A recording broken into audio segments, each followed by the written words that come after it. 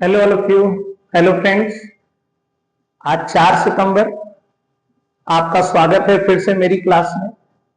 कल मैंने exam booster test paper 2 के 25 क्वेश्चन डिस्कस किए थे प्रॉपर एक्सप्लेनेशन के साथ और रिलेटेड क्वेश्चंस के साथ। उम्मीद है कि आपको वीडियोस अच्छे लग रहे होंगे, लेक्चर अच्छा लग रहा होगा और आप उससे नोट्स जरूर प्रिपेयर करेंगे और एग्जाम में उससे लाभ पाएंगे। जल्दी से पढ़ते हैं उस सिलसिले को बढ़ाते हुए अगले क्वेश्चन पर। आज हम 25 और क्वेश्चन उस सेट के डिस्कस करेंगे, पहले के जैसे पूरे एक्सप्लेनेशन के साथ और जो भी संभावित रिलेटेड क्वेश्चंस बनते हैं उसके साथ। बढ़ते हैं आज के पहले क्वेश्चन पर। हमारा आज का पहला क्वेश्चन है, इसमें से किस एक्ट ने एमआरटीपी एक्ट को बदल दिया?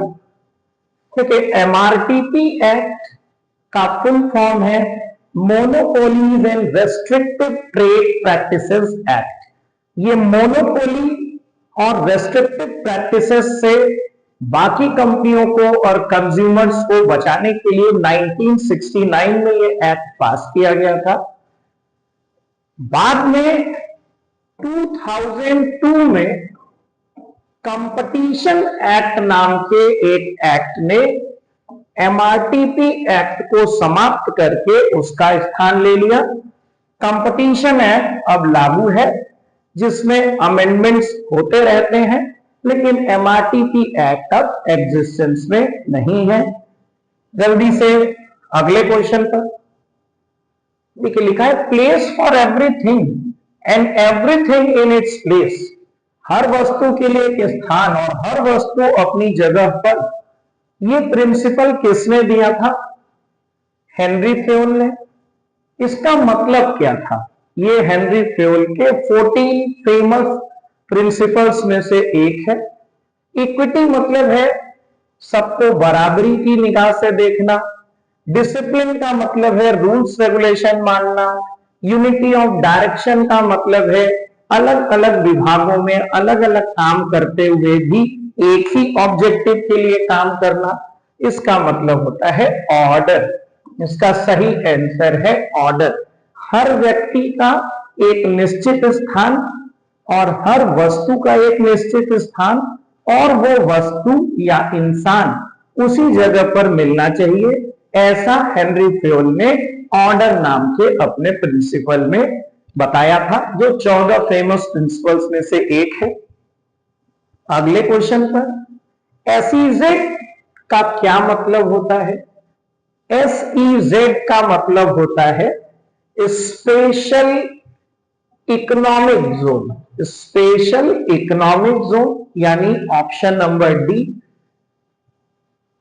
एसईजेड ऐसे तो सन 2000 से भारत में इंट्रोड्यूस किया गया था, लेकिन इसके लिए ऑफिशियली सन 2005 में एक्ट पास किया गया था और ये 10 फरवरी 2006 से लागू है। Special economic zone basically export promotion areas होते हैं, जहां पर प्रोड्यूसर्स को एक्सपोर्ट प्रमोशन के लिए सुविधाएं दी जाती हैं। एसईजेड का फुल फॉर्म है स्पेशल इकोनॉमिक जोन। उससे जुड़े हुए कुछ और जानकारी अगले प्रश्न पर। Capital contributed by businessman is treated as liability. ये बड़ा इंपॉर्टेंट क्वेश्चन भी है और बड़ा सिंपल क्वेश्चन भी है।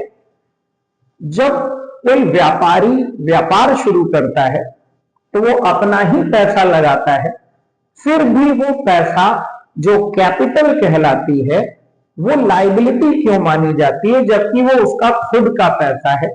बहुत सिंपल सा एग्जाम्पल है एंटिटी कॉन्सेप्ट या बिजनेस एंटिटी कॉन्सेप्ट, जो ये मानता है कि अकाउंटेंसी की निगाह में, अकाउंटिंग की निगाह में बिजनेस और बिजनेसमैन दो अलग अलग लोग हैं और बिजनेसमैन ने ये पैसा बिजनेस को दिया है व्यापार करने के लिए, तो ये लायबिलिटी बिजनेस की है, बिजनेसमैन की लायबिलिटी नहीं है।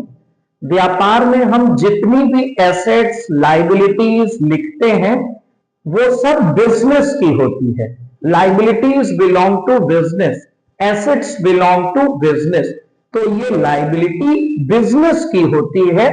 इसका आंसर है एंटिटी कॉन्सेप्ट या business entity concept. Going concern concept क्या मानता है कि हमारा व्यापार लंबे समय तक भविष्य में अनिश्चित काल तक चलता रहेगा। मैटेरियलिटी कॉन्सेप्ट ये बताता है कि जो चीजें आपको महत्वपूर्ण लग रही हैं, मटेरियल लग रही हैं, उसको आप रिकॉर्ड करें, जो इमैटेरियल चीजें हैं उसको आप छोड़ सकते हैं। अगले प्रश्न पर आते हैं। Point of no profit no loss, ये साधारण सा क्वेश्चन है। इसको बिजनेस में ब्रेक इवन पॉइंट बोलते हैं, जहां टोटल रेवेन्यू और टोटल कॉस्ट बराबर होती है। Break even point. कंट्रीब्यूशन हम लोग पहले भी पढ़ चुके हैं। कंट्रीब्यूशन होता है sales minus variable cost, sales minus variable cost. और भी कंट्रीब्यूशन के फॉर्मूले हैं। Change in profit upon change in sales भी कंट्रीब्यूशन का फॉर्मूला होता है। मार्जिन ऑफ सेफ्टी मतलब होता है actual sales minus break even sales, उसको मार्जिन ऑफ सेफ्टी बोलते हैं। आगे बढ़ते हैं अगले क्वेश्चन पर। Which of the following would be suitable depreciation method for mining company. देखिए, हमने पहले भी आपको बताया है पिछले लेक्चर्स में, जितनी भी वेस्टिंग एसेट्स होती हैं, माइंस होती हैं, क्वेरीज होती हैं, ऑयल वेल्स होते हैं, इनमें डेप्रिसिएशन का डिप्लीशन मेथड यूज होता है। डिप्लीट मतलब उनकी कीमत इसलिए कम हो रही है क्योंकि उसके अंदर जो वैल्यूएबल्स मटेरियल्स हैं, मिनरल्स हैं, वो लगातार एक्सट्रैक्ट किए जा रहे हैं, जिससे उनकी कीमत लगातार कम हो रही है। तो इसके लिए डिप्लीशन मेथड 6 विधि यूज होती है। वेस्टिंग एसेट्स इनको बोलते हैं जो डिप्लीट होती है। अगले प्रश्न पर बढ़ते हैं। रिसिप्ट एंड पेमेंट अकाउंट का नेचर क्या है। देखिए, जो प्रॉफिट न कमाने वाले ऑर्गेनाइजेशन होते हैं, एनपीओज होते हैं, not for profit organization, charitable clubs, charitable hospitals, sports club, religious associations, वो लोग रिसिप्ट पेमेंट अकाउंट बनाते हैं, इनकम एक्सपेंडिचर अकाउंट बनाते हैं, वो ट्रेडिंग पीएल अकाउंट नहीं बनाते। रिसिप्ट एंड पेमेंट अकाउंट काफी कुछ कैशबुक जैसा होता है, काफी कुछ कैशबुक से मिलता है, तो कैशबुक की तरह से वो रियल अकाउंट होता है। Debit what comes in, credit what goes out. और जो इनकम एक्सपेंडिचर अकाउंट बनता है वो प्रॉफिट एंड लॉस अकाउंट को रिजेंबल करता है, जो कि एक नॉमिनल अकाउंट होता है। Debit all expenses and losses, credit all incomes and gain. तो रिसिप्ट एंड पेमेंट अकाउंट एक रियल अकाउंट है। अगले प्रश्न पर बढ़ते हैं। इसमें से कौन डायरेक्ट टैक्स का एग्जाम्पल है। देखिए, डायरेक्ट टैक्स वो होता है जो इनकम, वेल्थ, प्रॉपर्टी पर लगाया जाता है और जिसका बर्डन हम किसी और पर शिफ्ट नहीं कर सकते। देखिए, टैक्स में 2 शब्द होते हैं, इंपैक्ट और इंसिडेंस। इंपैक्ट और इंसिडेंस। इंपैक्ट जिसके ऊपर टैक्स लगा और इंसिडेंस जिसने अंत में उसका बोझ उठाया। जो इनडायरेक्ट टैक्सेस होते हैं जैसे जीएसटी, वो वसूला तो जाता है जीएसटी रजिस्टर्ड वेंडर से, लेकिन वो उसका बोझ फाइनल कंज्यूमर्स के ऊपर डाल देते हैं। तो यहां जो शॉपकीपर्स हैं वो इंपैक्ट हो गए और जो कंज्यूमर इसको फाइनली पे कर रहा है वो इंसिडेंस हो गया। यानी टैक्स बर्डन शिफ्ट किया जा सकता है इनडायरेक्ट टैक्स में। डायरेक्ट टैक्स में किसी तरह का बर्डन शिफ्ट नहीं होता। Direct tax income, wealth, property पर लगाया जाता है। तो ये उसका एक एग्जाम्पल है, इनकम टैक्स। अगले प्रश्न पर आते हैं। ए बी सी पार्टनर है, अगर डी उसमें इंक्लूड हो गया नया पार्टनर के रूप में, तो ए बी सी का सैक्रिफाइसिंग रेशियो क्या होगा। देखिए, यहां पर ए बी सी के ओड रेशियो के बारे में कुछ नहीं लिखा है। तो ओल्ड रेशियो 1:1:1 इक्वल होगा। डी आ रहा है, अब डी का जो भी शेयर हो उससे मतलब नहीं है। अगर कुछ नहीं लिखा है तो ए बी सी का सैक्रिफाइसिंग रेशियो क्या होगा? ऑब्वियसली जो उनका पुराना रेशियो है वही उनका सैक्रिफाइसिंग रेशियो होगा, क्योंकि कोई और इंफॉर्मेशन नहीं दी है। तो आंसर होगा 1:1:1 1 1 1। ये इनका सैक्रिफाइसिंग रेशियो हो जाएगा। अगले प्रश्न पर जल्दी से बढ़ते हैं। पार्टनरशिप का रिकंस्टिट्यूशन, पुनर्गठन कब होता है? देखिए, जब भी पार्टनर्स के बीच में आपस में एग्रीमेंट चेंज होता है, एडमिशन के समय, रिटायरमेंट के समय, पार्टनर की डेथ के बाद, अगर पार्टनरशिप फॉर्म अमलगमेट हो रही है, प्रॉफिट शेयरिंग रेशियो चेंज हो रहा है, इन सारी स्थितियों में पार्टनरशिप का पुनर्गठन यानी रिकंस्टिट्यूशन माना जाता है। ऑल ऑफ दीज उसका आंसर होगा। नेक्स्ट क्वेश्चन है आज का, रियलाइजेशन एक्सपेंसेस, जब फर्म डिसॉल्व हो रही है रियलाइजेशन अकाउंट बनता है। रियलाइजेशन एक्सपेंसेस फर्म को पे करने होते हैं। जब फर्म पे करती है तो एंट्री होती है realization expenses account debit to cash account या टू बैंक अकाउंट। बट अगर किसी पार्टनर ने पे किया है और ऐसा कहीं भी नहीं लिखा है कि वो पार्टनर का बर्डन है, पार्टनर को वो पे नहीं करना था लेकिन फिलहाल पार्टनर ने पे कर दिया है, तो एंट्री क्या बनेगी? उसकी एंट्री बनती है realization account debit to excess capital account. देखिए, रियलाइजेशन अकाउंट तो डेबिट होगा ही, क्योंकि रियलाइजेशन अकाउंट नॉमिनल अकाउंट है। रियलाइजेशन अकाउंट जब भी एक्सपेंस होगा तो डेबिट होगा ही, तो ये दोनों ऑप्शन तो हो ही नहीं सकते। ये एंट्री तब होती जब फर्म इसका खुद से पेमेंट करती। फर्म ने इसका पेमेंट नहीं किया, पार्टनर ने किया है। Realization account debit to partners capital account, इसका आंसर होगा बी। अगले क्वेश्चन पर बढ़ते हैं। इसमें से कौन गुडविल के बारे में सही स्टेटमेंट नहीं है? कौन सा सही नहीं है, मतलब कौन सा गलत है? गुडविल इंटेंजिबल एसेट है, ये बिल्कुल सही है। गुडविल की रियलाइजेबल वैल्यू होती है, ये भी सही है। गुडविल लोकेशन के हिसाब से घटती बढ़ती है, अच्छी लोकेशन पर गुडविल भी अच्छी ज्यादा होगी, खराब लोकेशन पर गुडविल भी कम होगी। गुडविल फिक्टिशियस एसेट नहीं होती, गुडविल रियल एसेट होती है, बस वो इंटेंजिबल होती है, अमूर्त होती है, दिखाई नहीं पड़ती, टच नहीं कर सकते, फिजिकल एग्जिस्टेंस नहीं है, इसीलिए इसका आंसर है fictitious asset. Next question, qualification shares क्या होते हैं? देखिए, क्वालिफिकेशन शेयर्स कंपनी के डायरेक्टर्स को लेने होते हैं। आमतौर पे कंपनी के आर्टिकल ऑफ एसोसिएशन में पार्षद अंतर नियम में लिखा होता है कि डायरेक्टर को डायरेक्टर बने रहने के लिए क्वालिफिकेशन शेयर लेने हैं या नहीं लेने हैं।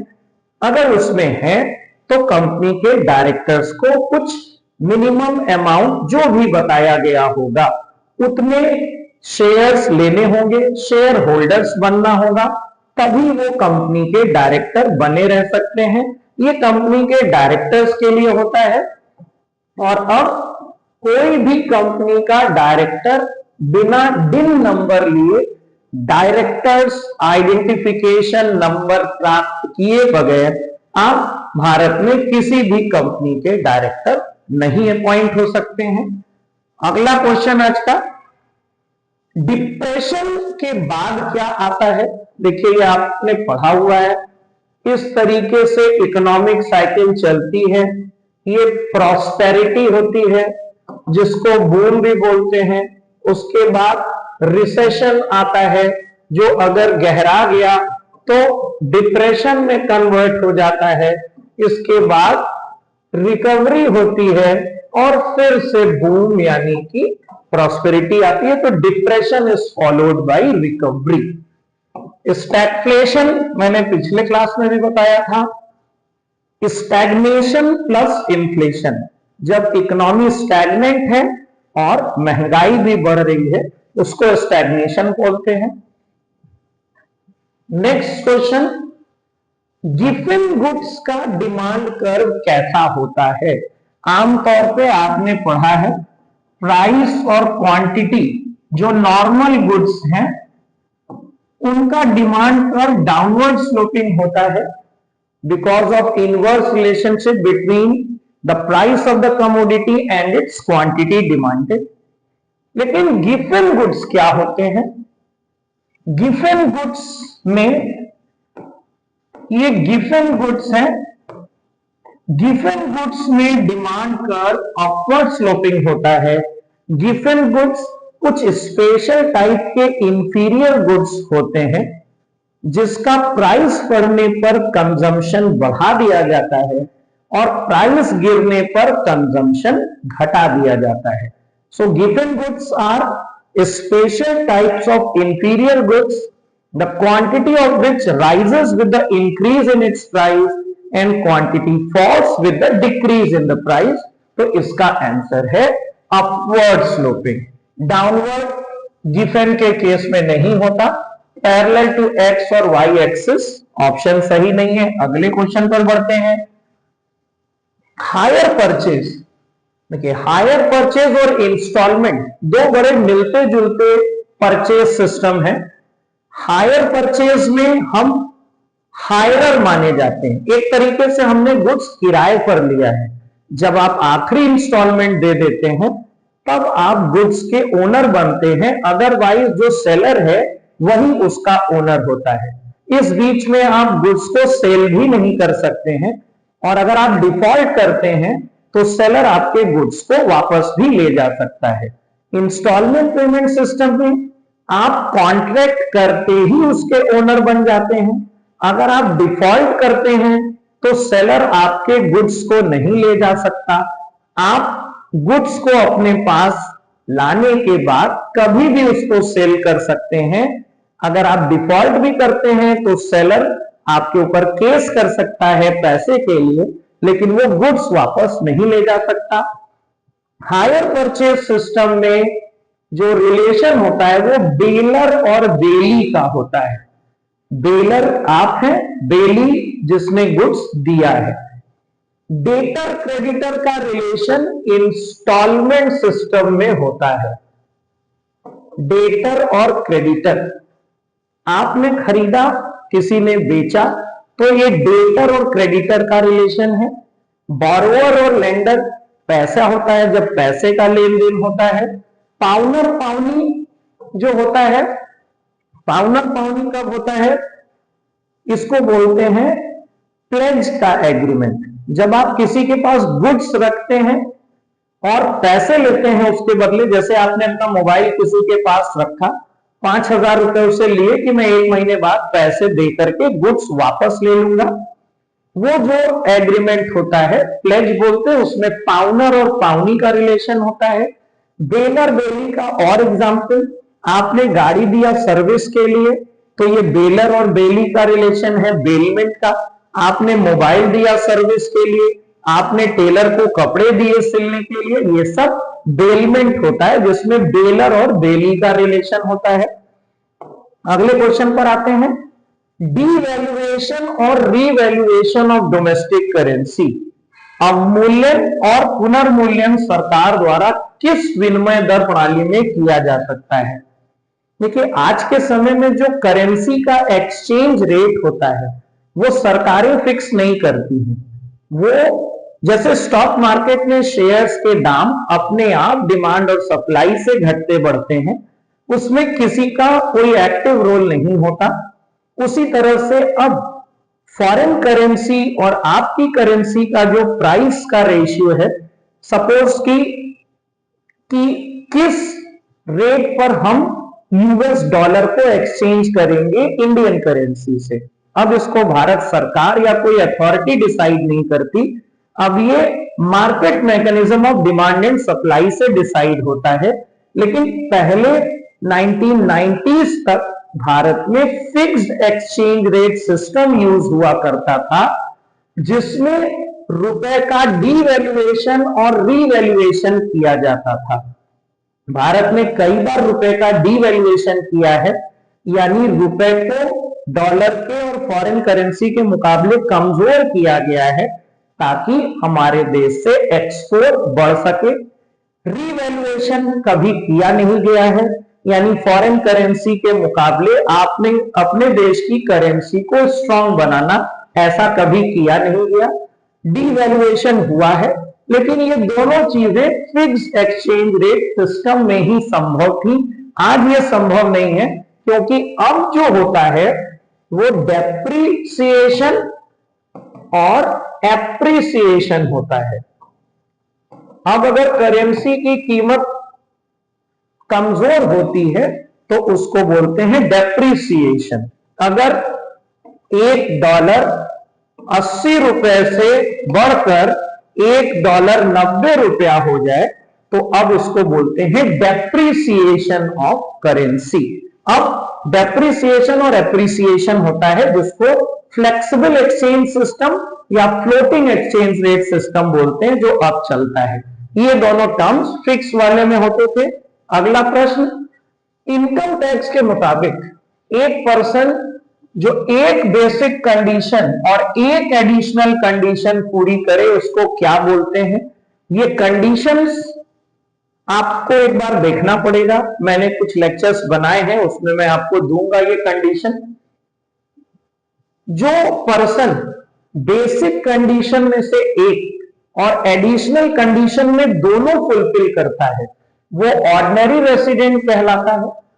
जो पर्सन बेसिक कंडीशन में से एक और एडिशनल कंडीशन में से दोनों क्वालिफाई करता है वो ऑर्डिनरी रेसिडेंट है, और जो एक करता है एडिशनल में वो नॉट ऑर्डिनरी रेसिडेंट है। एक बेसिक किया और दोनों एडिशनल आपने कर लिया तो ऑर्डिनरी, एक बेसिक किया और एक एडिशनल किया तो आप कहलाएंगे नॉट ऑर्डिनरी रेसिडेंट। आगे बढ़ते हैं।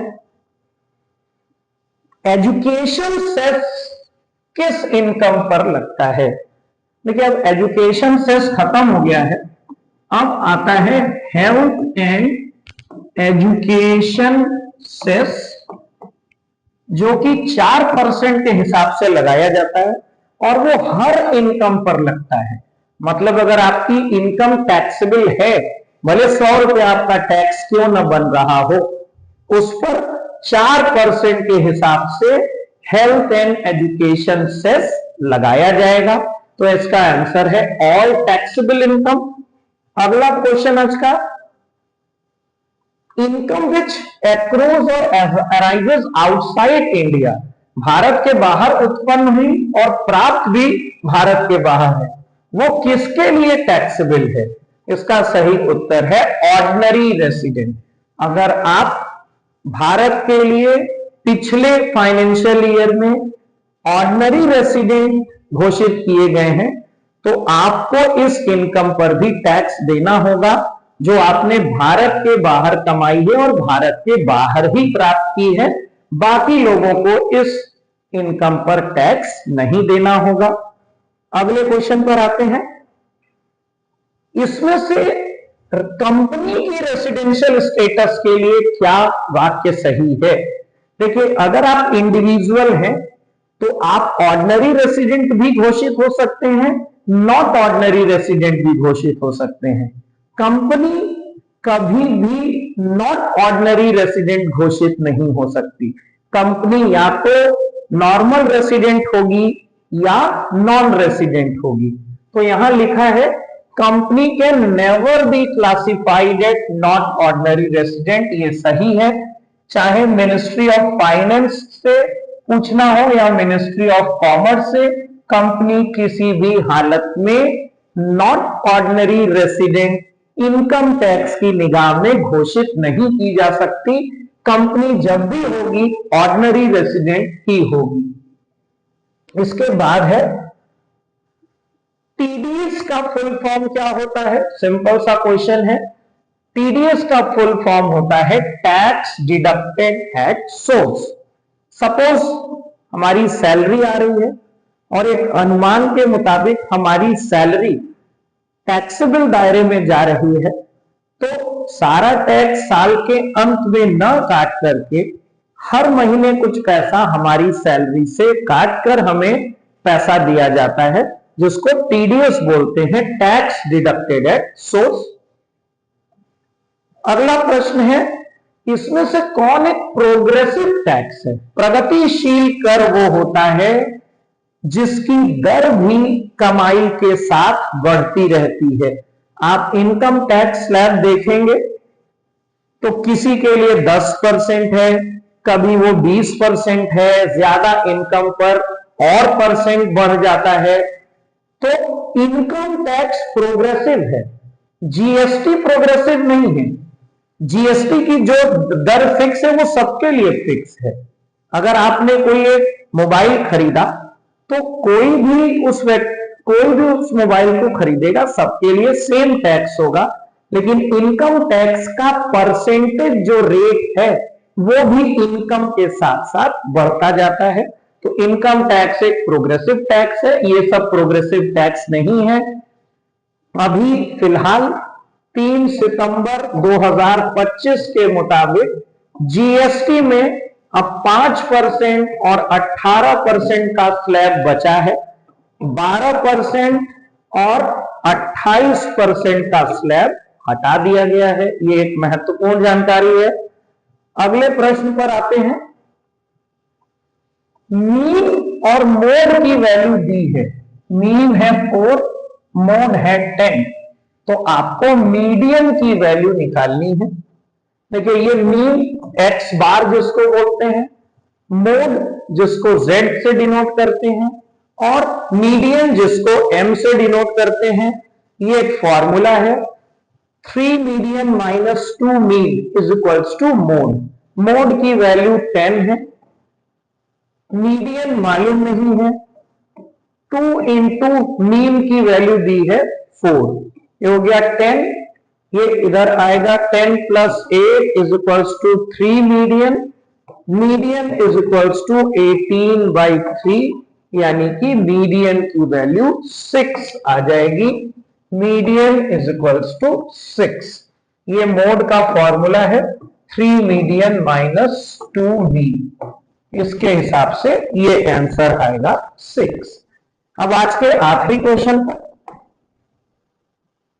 the extent to which numerical data is likely to vary about the average value, जो आपके एक्चुअल वैल्यूज हैं, डेटा हैं, वो मीन से या एवरेज से कितनी डेविएट कर रही हैं, इसके लिए निकाला जाता है डिस्पर्सन। रेंज अलग चीज है, हाईएस्ट माइनस स्मॉलेस्ट या लार्जेस्ट माइनस स्मॉलेस्ट इसको बोलते हैं। और डिस्पर्सन का मतलब होता है कि जो एक्चुअल वैल्यूज हैं वो एवरेज से कितनी ज्यादा वेरी कर रही है। डिस्पर्सन में आपका आता है standard deviation, mean deviation, quartile deviation, और भी कैलकुलेशंस हैं। ये सारी चीजें डिस्पर्सन में आती हैं। तो ये हमारे एग्जाम बूस्टर सेट 2 का अगला 25 क्वेश्चन आज, और इसके एक्सप्लेनेशन और रिलेटेड क्वेश्चंस के साथ ये आज का लेक्चर। आप इसको प्रॉपर तरीके से देखिए, समझिए, और अगर कोई डाउट है तो आप मुझको कमेंट में या टेलीग्राम चैनल पर भेज सकते हैं, या मैसेज कर सकते हैं व्हाट्सएप पर। मेरा व्हाट्सएप नंबर और टेलीग्राम का लिंक ये आपके कमेंट में और डिस्क्रिप्शन में दिए गए हैं। Thanks for watching the video. See you in the next lecture very soon.